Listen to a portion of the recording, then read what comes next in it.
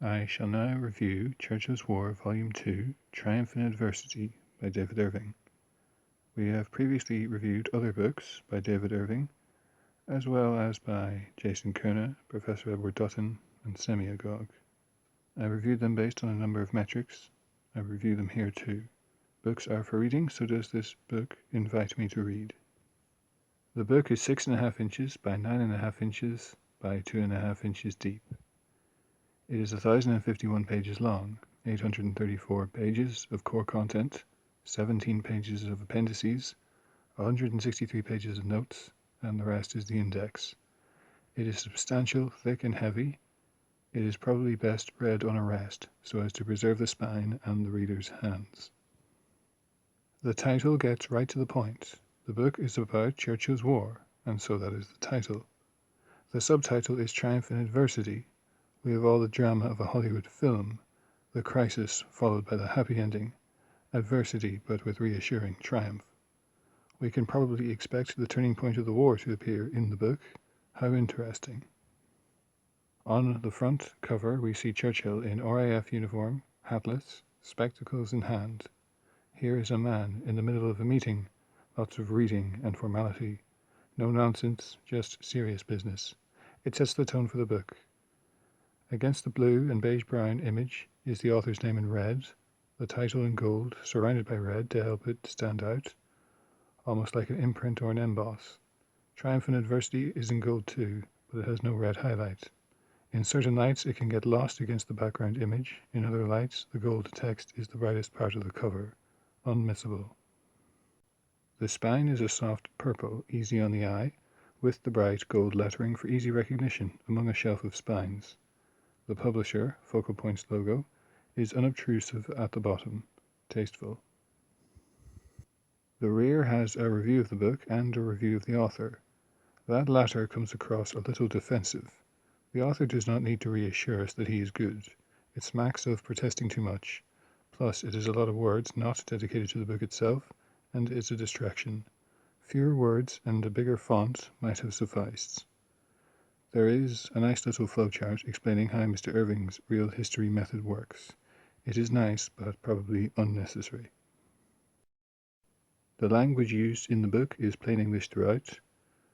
No specialist knowledge is needed for technical terms or foreign terms. These are adequately explained as they appear. Sentences and paragraphs are concise, and frequently the men being quoted are no-nonsense soldiers, so they are to the point too. I did find one typo, but it was no impediment to reading the book. There are 163 pages of footnotes, plus many notes on individual pages. That is about one footnote page per 5 of the core book. Reading the footnotes gives an insight into the sheer work involved and the breadth of research. There are some self-satisfied references to works by Churchill's official biographer, where he messed up a reference while this author did not. Interestingly, some archives were still sealed when this book was written, so the book has run into the limits of how well researched it can be. There are about 38 pages of photos, many in color or full spread, with appropriate captions. Interestingly, the photos do not occupy the middle of the book, but are towards the end. The book is not strictly chronological. Many things happen at once, and would have come and gone from day to day. The author has made it easier for the reader by clumping topics together. Thus there will be a section on India, another on Palestine, another on Dieppe, etc., rather than presenting them all at once continuously.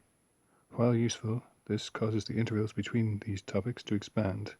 We might not see India for ages, and then it is back, and we have half forgotten where we left off.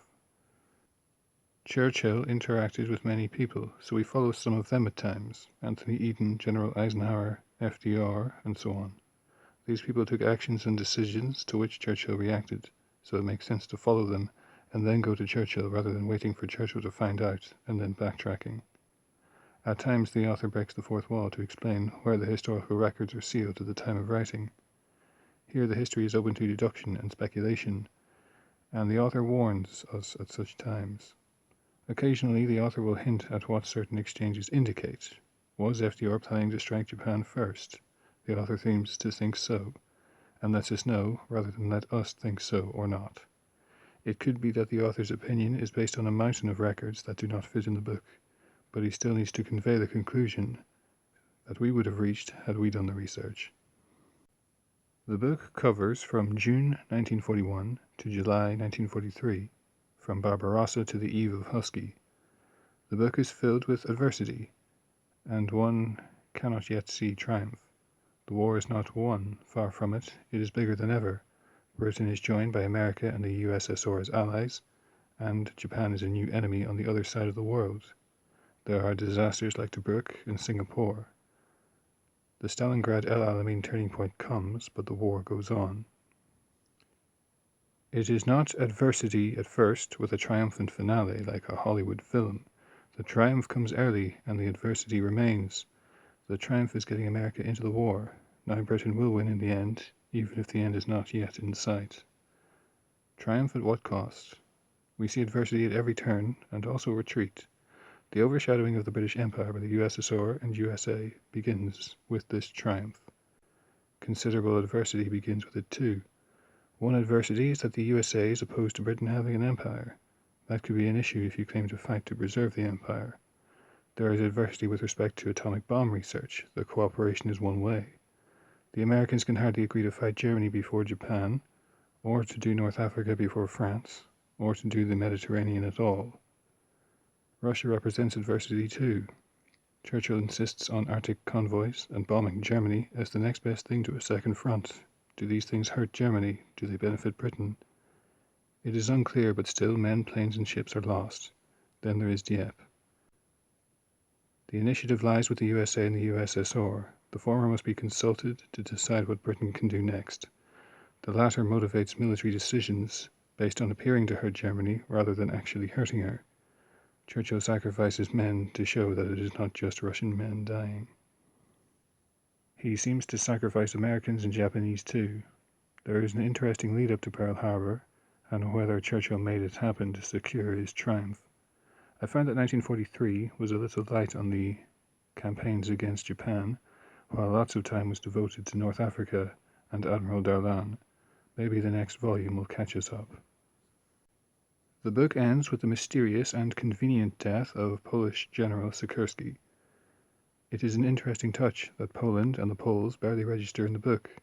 We can hardly remember why the war started, but we have now secured the final triumph. All that remains to be seen is how much adversity is left to go. I learned a lot from this book, in particular how America and Britain got on with each other. War is not all factories and foxholes. It is also men in comfortable rooms, deciding the fates of men, women, children, nations, and empires. I can see the post-war world taking shape already. I look forward to the next volume.